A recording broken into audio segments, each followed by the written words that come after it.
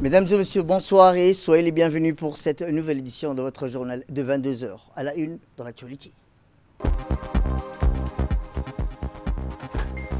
À la une dans l'actualité nationale, la Tanzanie, le chef de l'État est arrivé en Tanzanie pour participer au sommet africain sur l'énergie.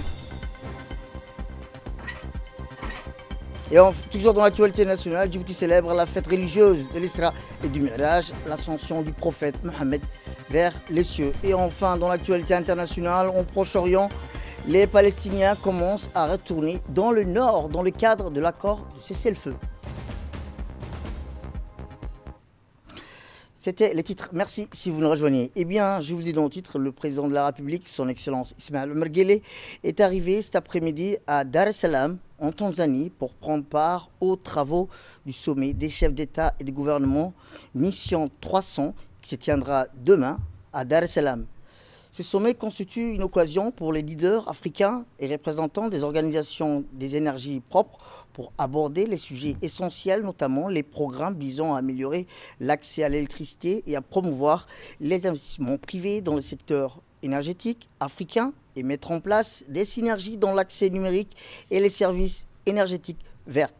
Durant ce sommet Mission 300, les dirigeants africains devront signer la déclaration de Dar es Salaam sur l'énergie propre, où ils vont s'engager à garantir un accès universel à l'énergie verte. Plus de 1000 participants composés entre autres des chefs d'État, dont le président de la République, son Excellence Ismaël Omar Guelleh, qui est à la tête d'une forte délégation, vont prendre part à ce sommet, ainsi que des représentants du secteur privé, des professionnels du secteur énergétique. Les discussions vont également tourner autour du rôle de l'investissement privé dans le secteur énergétique africain pour un accès à une électricité abordable et durable au profit des 300 millions de personnes vivant en Afrique d'ici 2030. À son arrivée à l'aéroport international de Dar es Salaam, le chef de l'État, son Excellence Ismaël Omar Guelleh, a été accueilli chaleureusement par des hauts responsables de Tanzanie. A noter que le président de la République est à la tête d'une forte délégation comprenant le ministre des Affaires étrangères, M. Mohamed Ali Youssouf, le ministre de l'Énergie, Younis Ali Guedi, ainsi que l'ambassadeur de Djibouti en Éthiopie, Mahmoud Abdi Heibe, l'ambassadeur de Djibouti en Tanzanie pour résidence à Nairobi, Yassine El-Mebouh, et la conseillère diplomatique du président de la République, Mme Fathia Jama'uddin. Selon les experts sur les énergies propres, ce sommet sera une étape cruciale pour la région en vue de discuter des défis liés au changement climatique sur le continent et élaborer de nouvelles idées sur la manière de réduire les émissions de gaz à effet de serre. Et je vous le disais dans le titre, une nuit de spiritualité et de réflexion. À l'instar des autres pays musulmans, Djibouti a célébré hier soir la fête religieuse de l'Isra et du Mi'raj, marquée par de longs moments de recueillement, de prières et de spiritualité, aussi bien dans la capitale qu'à travers les régions de l'intérieur du pays. L'Isra et du Mi'raj est l'une des occasions les plus sacrées du monde musulman, une nuit qui a une signification particulière dans l'histoire de l'islam. En reconnaissant cette importance, Djibouti a choisi de consacrer ce jour à la célébration de cet événement monumental et en faisant un jour férié national. Cette nuit commémore chaque année par les musulmans est l'une des plus grandes manifestations du miracle du prophète Mohammed, paix et salut sur lui. En effet, lors de la 27e nuit du mois de Rajab, le prophète fut emmené miraculeusement à la mosquée sacrée de la Mecque, à la mosquée à Jérusalem, puis il fut ascensionné vers les cieux, se tenant devant son Seigneur pour recevoir des bénédictions divines qui eurent un impact profond tant sur sa vie que sur celle de la communauté islamique. Eh bien, au cours de cette nuit bénie, le prophète témoigna des signes et des merveilles manifestant la grandeur et la toute-puissance d'Allah. Ce voyage mystique se déroula en une seule nuit, un événement unique et exceptionnel. Éducation, cette fois-ci, ou sous l'égide du ministre de l'Éducation nationale de la formation professionnelle, M. Mustafa Mohamed Mahmoud, et l'ambassadeur de Turquie à Djibouti, a eu lieu aujourd'hui la célébration de la journée internationale de la langue turque.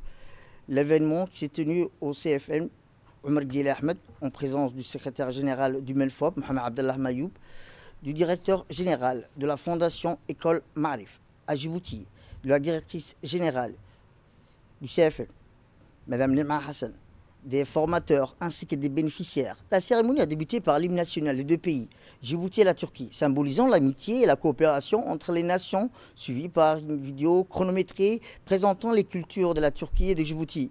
La directrice générale du CFM a chaleureusement remercié tous les participants présents. Elle a souligné l'importance de cette journée qui marque la clôture de la première session de formation en langue turque destinée aux lycéens. Le directeur général de la fondation École Marif à Djibouti a ensuite pris la parole. Il a souligné l'importance et l'apprentissage de la langue turque pour les jeunes en exprimant son souhait de poursuivre des initiatives d'enseignement de cette langue. L'ambassadeur turc, de son côté, a également pris la parole, renforçant les liens culturels et éducatifs entre les deux pays. Il a mis en avant les efforts visant à promouvoir la langue turque et à encourager les échanges. Il a remercié le ministre de l'Éducation nationale et de la formation professionnelle pour sa vision et son soutien, et à la directrice du CFN pour avoir réuni ce programme dans les locaux. Aujourd'hui, pour le lancement du programme des cours de la langue turque, la continuité d'une initiative importante dans le cadre de la coopération entre le MENFOP et la Fondation de Marif de Turquie. Je tiens tout d'abord à exprimer ma gratitude au CFN et la Fondation Marif pour avoir mis en place ce programme. Grâce à leur soutien, nos jeunes auront l'opportunité d'apprendre la langue turque, qui est non seulement un atout pour leurs études en Turquie, Inch'Allah, mais aussi un véritable pont culturel entre nos deux pays. Je remercie également M. le ministre de l'Éducation nationale pour sa vision et son soutien, ainsi que la directrice du centre CFA pour avoir accueilli ce programme dans les locaux. Eh bien, le ministre a également salué les efforts de l'ambassade turque et de la fondation Marif qui œuvrent sans relâche pour promouvoir la langue et la culture turque à Djibouti.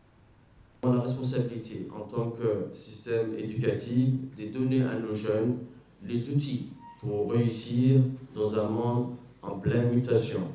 Cela passe par l'enseignement des langues étrangères, car elles ouvrent des portes vers de nouveaux savoirs et de nouvelles opportunités. Je tiens ici à saluer les efforts de l'ambassade turque et de la fondation Marif qui œuvrent sans relâche pour promouvoir la langue et la culture turque à Djibouti. La promotion de la langue turque s'inscrit dans une stratégie plus large de valorisation du multilinguisme à Djibouti, l'anglais, le français, l'arabe, le chinois, le russe, et donc aujourd'hui également le turc, ne sont pas en compétition, mais se complètent. Notre ambition est de former des citoyens du monde. Donc ça veut dire qu'ils doivent bien sûr communiquer facilement avec tout ce peuple. Donc capables de communiquer dans plusieurs langues et s'affirmer comme des acteurs dynamiques sur la scène nationale et internationale. Mesdames et messieurs, la promotion des langues étrangères, et notamment la langue turque, est bien plus qu'un projet éducatif. C'est un projet de société, un projet pour l'avenir. En apprenant à parler la langue de l'autre, nous apprenons à le comprendre, à le respecter et à bâtir ensemble un avenir commun. Je remercie nos partenaires, nos enseignants et tous ceux qui ont contribué à cette noble mission. Ensemble, faisons donc de Djibouti une nation multilingue et multiculturelle, ouverte sur le monde et tournée vers l'avenir. On reste toujours dans le domaine éducatif où le secrétaire général de l'Éducation nationale, M. Mohamed Abdellah Mayoub, s'est rendu ce samedi dernier au centre de formation des enseignants de l'enseignement fondamental où s'est déroulées les épreuves écrites du concours de recrutement des chefs d'établissement adjoints de l'enseignement moyen et secondaire. Eh bien, le secrétaire général et la directrice générale du centre de formation des enseignants de l'enseignement fondamental, Mme Nima Hassan, ont supervisé ensemble le bon déroulement des épreuves écrites du concours. Une visite qui lui a donné entièrement satisfaction puisque les épreuves se sont déroulées comme prévu. A noter que 144 candidats ont été sélectionnés pour concourir aux 23 postes de chef d'établissement adjoint.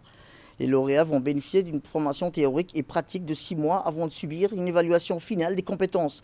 Pour rappel, le chef d'établissement adjoint était nommé autrefois par note de service. Le MENFOP a décidé de changer de pragmatisme et de promouvoir la culture du mérite et de la compétence.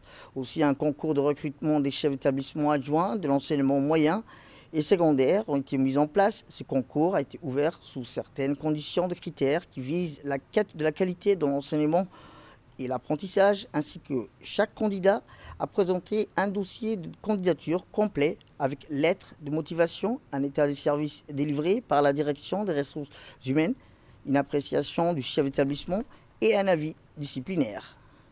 Chefs d'établissement adjoints, ils sont au nombre de 144. Ils sont en train de composer ce matin l'épreuve écrite qui va être ensuite suivie par l'épreuve orale. L'objectif de ce concours, c'est à ce qu'il y ait les chefs d'établissement adjoints et c'est des enseignants du moyen secondaire, des établissements moyens secondaires de toute la République, de Djibouti-Ville jusqu'aux régions. Et c'est toutes disciplines confondues, des enseignants de collège, du lycée. On aura une vingtaine d'enseignants qui vont être formés par la suite pendant 3 mois, du mois de février jusqu'au mois d'avril. Ceux qui sortiront de ce concours pourront accéder à leur poste d'adjoint pour la rentrée prochaine.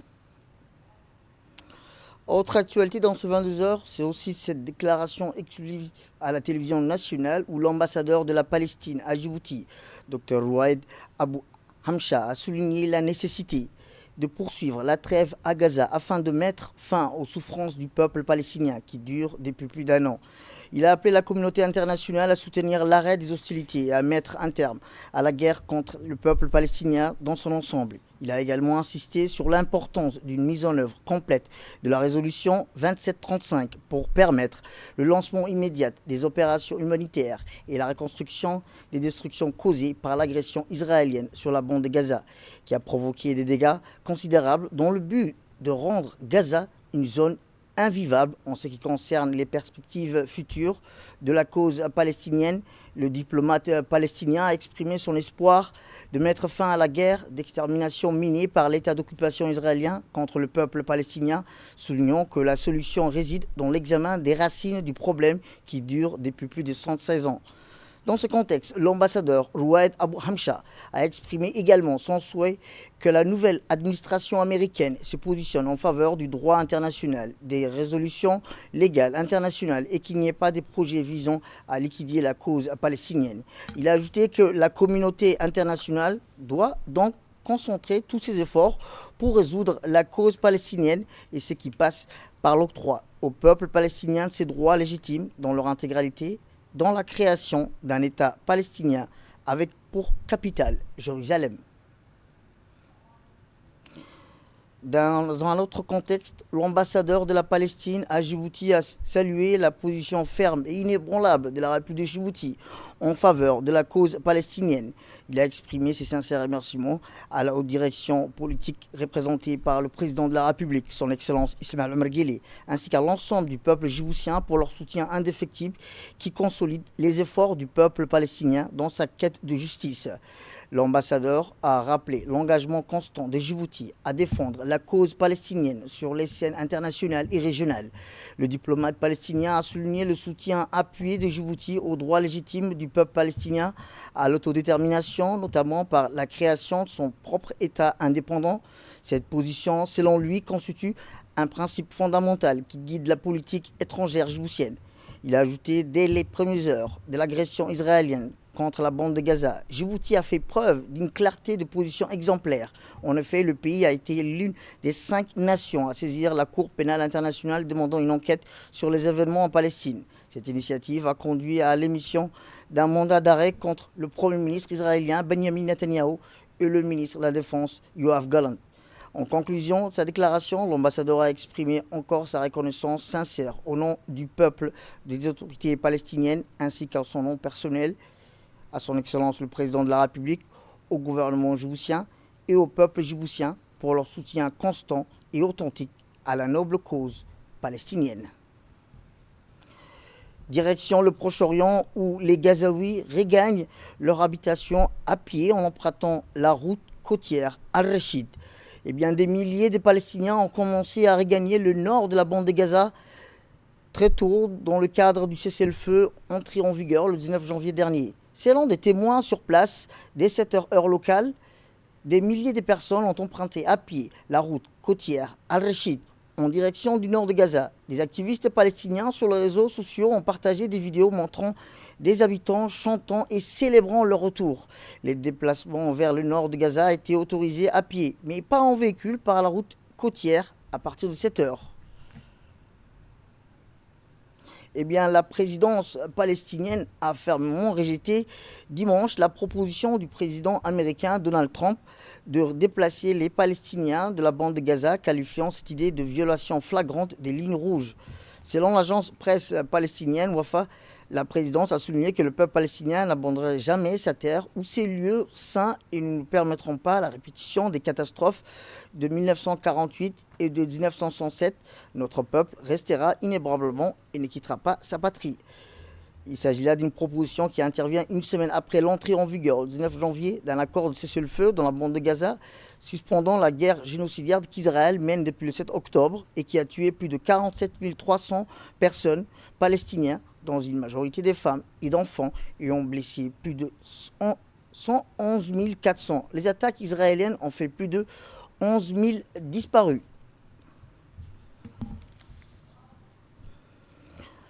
Autre actualité nationale dans ce 22h, c'est aussi que la République de Djibouti a pris la présidence de l'Assemblée générale de l'Union des agences de presse des États membres de l'OCI lors de la 6e session de l'Assemblée tenue aujourd'hui à Jeddah, en Arabie Saoudite, par visioconférence. Ainsi, M. Abdulrazak Ali Dirane, directeur général de l'agence djiboutienne d'information, a été élu président de l'Union des agences de presse des États de l'Organisation de la coopération islamique. Cette élection est non seulement un honneur pour l'ADI, mais elle représente également un tournant décisif pour la coopération médiatique entre les pays membres. Dans son discours inaugural, M. Dirane a évoqué l'importance des projets médiatiques ambitieux, soulignant le rôle dans la défense des grandes causes islamiques. En mettant l'accent sur la cause palestinienne, cœur de nos préoccupations, Abdulrazak Al Dirane a appelé à une mobilisation accrue des États membres pour relever les défis futurs et réaliser des ambitions partagées. Par ailleurs, la 6e session de l'Assemblée générale a abouti à l'adoption de plusieurs résolutions stratégiques. Parmi celles-ci, l'approbation des comptes finaux de l'Union, la validation du budget prévisionnel pour 2025 ainsi que la ratification des mémorandums de coopération. Ces décisions visent à renforcer l'action médiatique commune et à promouvoir les valeurs du monde islamique sur la scène internationale. Direction d'Iridawa, où les festivités en l'honneur du Har Issa s'est clôturées en apothéose par un concert digne de ce nom, avec des artistes de renom, dont Awal Adam Deheye, qui a dérogé sa décision d'arrêter de chanter pour la simple et une raison, c'est l'exception faite à ce moment historique, la reconnaissance du Har Issa comme patrimoine culturel immatériel de l'humanité. Les groupes et danseurs folkloriques ne sont pas en reste. Je vous laisse suivre la prestation des artistes.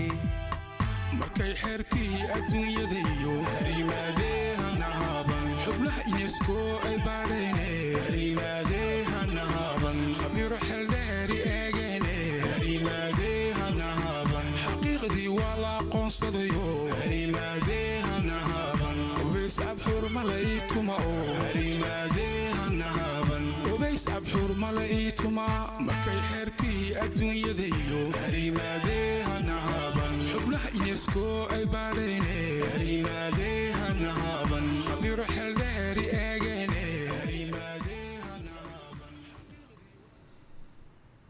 Eh bien, notre équipe de reporters, dirigée par Ali Abdillahi Farah, a tendu le micro aux participants de ces concerts. L'on peut lire la joie et la fête sur cette pelouse où des milliers de personnes ont foulé pour suivre ce concert. Et les artistes, le maître mot était « Nous sommes tous heureux de voir notre culture reconnue de par le monde ».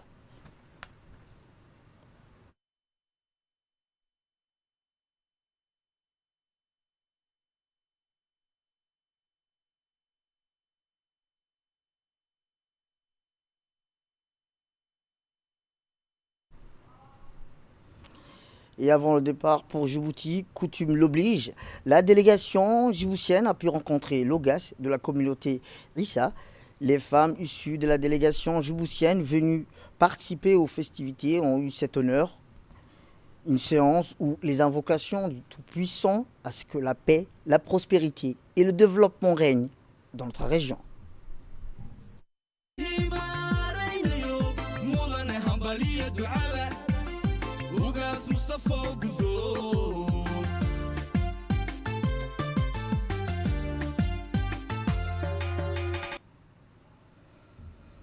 Direction le nord du pays où la ville d'Obok a accueilli ce matin la délégation du ministère des Affaires sociales et des Solidarités conduite par Mme Ouloufa Ismaël Abdo. Plusieurs activités au programme de cette journée qui s'inscrit dans la continuité de la Semaine nationale des solidarités.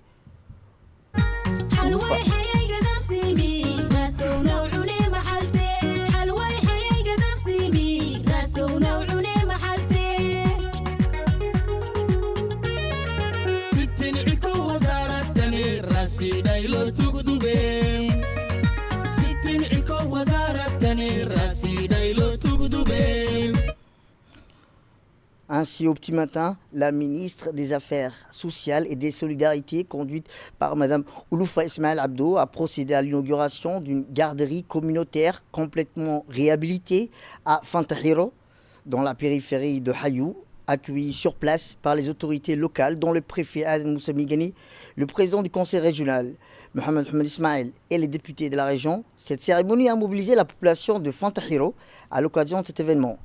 La ministre des Affaires sociales et des Solidarités, conduite par Mme Ouloufa Ismaël Abdo, a aussitôt inauguré la garderie communautaire réalisée par l'ADDS dans le cadre du DCC, développement conduite par la communauté, une rénovation tant attendue qui marque un tournant dans l'amélioration des services éducatifs et sociaux pour les jeunes enfants.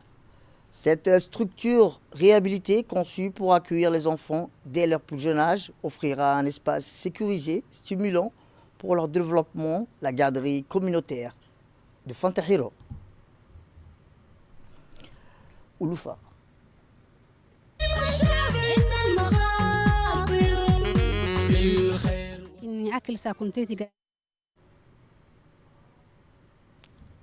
La ministre des Affaires sociales et des Solidarités, Mme Ouloufa Ismaël Abdo, s'est exprimée au cours de cette cérémonie, indiquant que cet événement incarne l'engagement des autorités à promouvoir l'inclusion sociale et à améliorer l'accès à l'éducation dans toutes les zones. Écoutons-la. Nous avons entamé la dernière étape de la caravane de solidarité. Nous sommes à Obok, donc nous avons commencé hier par Adgueno directement. Aujourd'hui nous sommes sur Obokville, beaucoup d'activités sont prévues. Nous sommes sur le site de la réhabilitation de la garderie de Fantahiro, un des quartiers les plus peuplés d'Obokville. Beaucoup d'enfants fréquenteront Inch'Allah cette garderie. Nous allons également procéder à l'agrandissement et l'équipement de cette garderie, Inch'Allah. À Fantahiro même, le ministère des Affaires sociales, à travers son agence d'exécution, a prévu également des échoppes que nous sommes en train encore de faire. Et bientôt, Inch'Allah, on va les inaugurer. Et nous procéderons par la suite, à la suite de notre programme sur Obokville, c'est-à-dire l'inauguration du parc et des bâtiments administratifs, mais également du marché central d'Obok. Dans la foulée, la ministre des Affaires sociales et des Solidarités, Mme Ouloufa Ismaël Abdo, s'est rendue dans le secteur appelé communément Cité PNUD pour inaugurer une nouvelle galerie marchande. Les autorités locales et la population se sont mobilisées encore une fois pour accueillir la ministre des Affaires sociales, Mme Ouloufa Ismaël Abdo, sur le site de l'inauguration.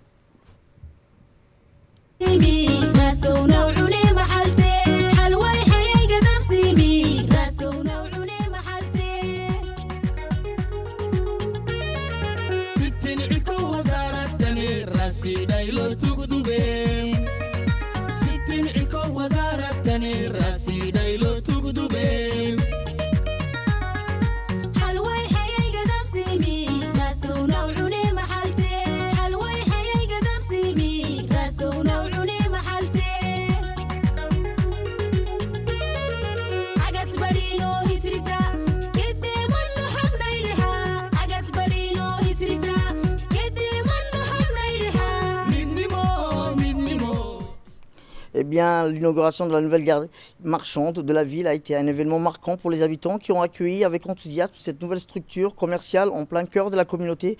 Ces projets mûrement réfléchis et attendus depuis plusieurs mois a pour objectif de dynamiser l'économie locale, offrant un espace moderne et accessible pour les commerçants, mais aussi pour les consommateurs. Avec ses boutiques variées, la galerie est destinée à devenir rapidement un point de rassemblement incontournable pour les habitants de Hayou. Eh bien, dans la continuité de ces activités, en cette journée de dimanche, la ministre, Mme Ouloufa Ismaël Abdo, a procédé à l'inauguration d'un parc de loisirs et d'une aire de jeu au centre de la ville de Bok.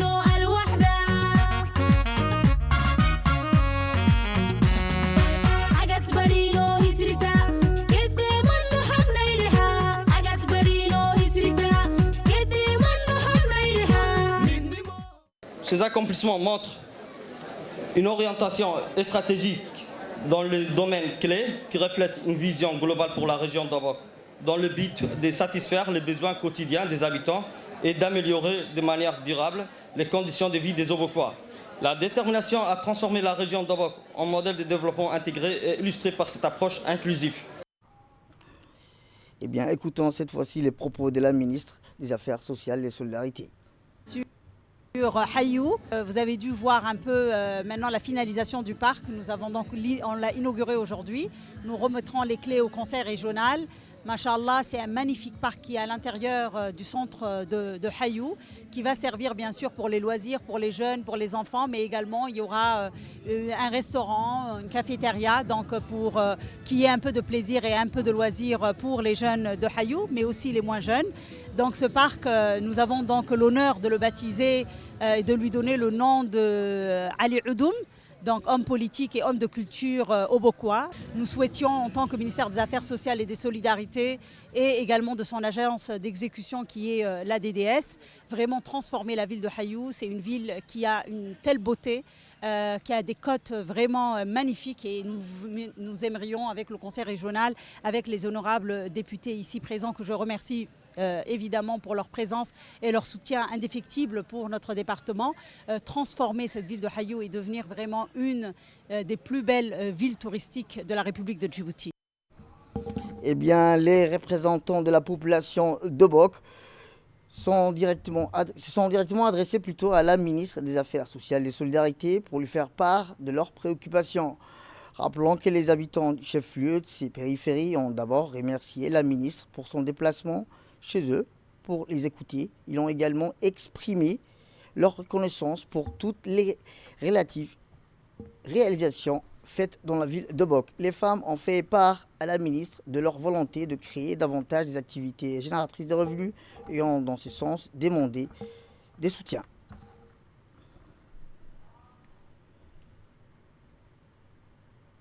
Écoutons à présent le président du conseil régional et le préfet de Boc. Je voudrais saluer cette belle initiative, cette caravane qui a été lancée par le chef de l'État à Addis Abeba pour clôturer dans cette belle ville de Boc, dans cette région historique. Nous en disons, Madame la Ministre, merci beaucoup. Ce que nous apprécions beaucoup dans cette stratégie, la communauté rurale, les écouter, les laisser s'exprimer, prendre leur doléances une à une, répondre à chacune d'elles et également concrétiser toutes les promesses que vous avez engagées. Et pour ça, on vous dit, au nom de la région de Boc, en mon nom personnel, un grand merci. Ma profonde gratitude et mes sincères remerciements à son Excellence El Hajj Ismaël Omar Guelleh, président de la République de Djibouti, pour son engagement constant en faveur de la solidarité et du bien-être de tous les citoyens de notre nation. Son leadership visionnaire et ses orientations éclairées sont une source d'inspiration pour nous tous. Je tiens également à vous remercier, Madame la Ministre, pour votre présence parmi nous aujourd'hui et pour les efforts inlassables que vous déployez dans la promotion des valeurs de solidarité à travers tout le pays. Votre action traduit une vision forte d'un développement inclusif et une attention particulière aux besoins des populations les plus vulnérables. Votre ministère a su répondre avec humanité et efficacité aux défis auxquels nos concitoyens les plus démunis sont confrontés. Que ce soit à travers les distributions de vivres essentiels dans les localités ou encore lors des fortes pluies qui ont récemment frappé notre région, provoquant des inondations dans les quartiers les plus défavorisés. Votre engagement n'a jamais faibli. Je tiens à adresser mes remerciements les plus précieux à son Excellence El Hajj Ismaël Omar Guelleh pour son soutien indéfectible et sa vision d'une nation solidaire et prospère. Eh bien, voici les propos de la ministre des Affaires sociales et des Solidarités. C'est avec un immense honneur et une émotion particulière que je m'adresse à vous aujourd'hui, à Obok, dernière étape de la tournée nationale de la Semaine nationale de solidarité 2025. Cette région, riche de son histoire et de son esprit de résilience, est le cadre idéal pour clore une semaine marquée par des moments de solidarité, d'écoute et de mobilisation collective des 5 régions. Le thème de cette édition de cette année 2025, solidarité et développement social, socle de notre cohésion nationale. Cette thématique a été choisie par le président de la République lui-même. Obok incarne l'essence même du développement inclusif et de la solidarité. Les réalisations dans cette région témoignent de l'impact concret des efforts conjoints du gouvernement, des autorités locales et de la population. Dans le domaine de la santé, on a réalisé à travers notre agence d'exécution, qui est la DDS, la réhabilitation et l'extension du centre médical hospitalier d'Obok, incluant une nouvelle urgence, une radiologie équipée et l'agrandissement du pavillon de maternité. Nous avons également réalisé dans le domaine de la santé un programme d'assistance sociale et sanitaire grâce à l'appui de la CNSS, 3 890 bénéficiaires dans la région d'Obok. En matière d'éducation, nous avons réalisé la construction et la réhabilitation des infrastructures éducatives avec 5 nouvelles salles scientifiques et un bloc administratif pour le lycée. Le programme ASRI que vous connaissez, c'est vos étudiants, c'est vos enfants qui étudient à l'université de Djibouti. Aujourd'hui, nous soutenons 112 étudiants de la région d'Obok pour mieux leur permettre de poursuivre leurs études. En matière d'infrastructures de base, on a réalisé ou améliorer des réseaux d'eau avec le raccordement de 5 forages et l'extension de réseaux d'eau potable, l'électrification rurale et installation de 100 lampadaires solaires dans plusieurs localités, renforçant l'accès à l'énergie et la sécurité publique. Dans le domaine du développement économique et l'autonomisation, on a fait des distributions de kits agricoles et réhabilitation des puits pour soutenir l'agriculture locale. Nous avons également formé 450 jeunes sur l'entrepreneuriat avec la création de 90 AGR pour stimuler l'économie locale. Formation et accompagnement de 24 groupes d'entraide et d'affinité, les GEA, qui ont débuté ici à Obok. 360 femmes ont bénéficié de ce programme à Hayou même. Dans le domaine de l'impact communautaire, 40 sous-projets communautaires réalisés dans des domaines essentiels comme l'eau, l'éducation et les infrastructures sociales. La création de 13 comités de développement local qu'on appelle les FDC qui impliquent directement les communautés pour la planification et la mise en œuvre des projets. Pour n'en citer que cela, c'est la politique vraiment éclairée du chef de l'État qui veut et qui souhaite que les 5 régions de l'intérieur puissent concurrencer aujourd'hui la capitale Djibouti. Je souhaite ici remercier les parlementaires de la région. Vous êtes des partenaires clés de nos efforts pour garantir un développement inclusif et durable. Je rends également un hommage aux Uqal, garants de la cohésion sociale et de la sagesse communautaire, ainsi qu'aux femmes leaders de Hayou. Cette tournée a mis en lumière les progrès accomplis, mais aussi les défis à relever. Elle a confirmé que la solidarité est bien plus qu'une valeur. C'est un levier pour construire un avenir meilleur où chaque citoyen trouve sa place à Djibouti, dans notre chère République, dans notre nation. Obok, en tant que dernière étape de cette semaine de solidarité, symbolise notre engagement à ne laisser aucune région en marge du développement. Ensemble, nous continuerons, Inch'Allah, à œuvrer pour une société plus juste, plus équitable et plus prospère. Eh bien, en marge des activités de la Semaine nationale de la solidarité à Obokville, la ministre des Affaires sociales et des solidarités, Mme Ouloufa Ismail Abdo, s'est rendue hier en fin de journée au camp des réfugiés de Markazi, accompagnée du préfet de la région d'Obok, Moussa Ademigane, des députés Issa Mohamed et Fatouma Mohamed. La ministre des Affaires sociales et des solidarités a été accueillie par les réfugiés du camp. Installés depuis 2015, les réfugiés yéménites ont aussi besoin de notre solidarité.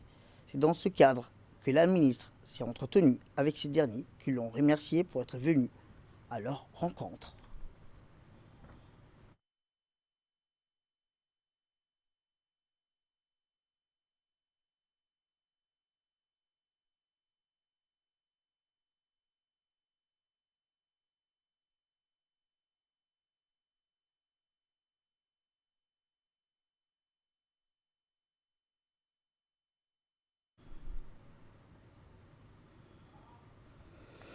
Dans l'actualité internationale, le délai pour le retrait des forces israéliennes du sud du Liban a été expiré aujourd'hui. 60 jours après l'entrée en vigueur du cessez-le-feu avec le Hezbollah, l'armée israélienne a ouvert le feu sur des habitants du sud du Liban qui tentaient de revenir dans leur village par centaines, faisant 11 morts, 83 blessés, selon un nouveau bilan du ministère libanais de la Santé. C'est tout pour cette édition. Merci à vous de nous avoir suivis. Restez avec nous pour la suite de nos programmes télévisés. Le programme continue sur Télé Djibouti. Restez avec nous.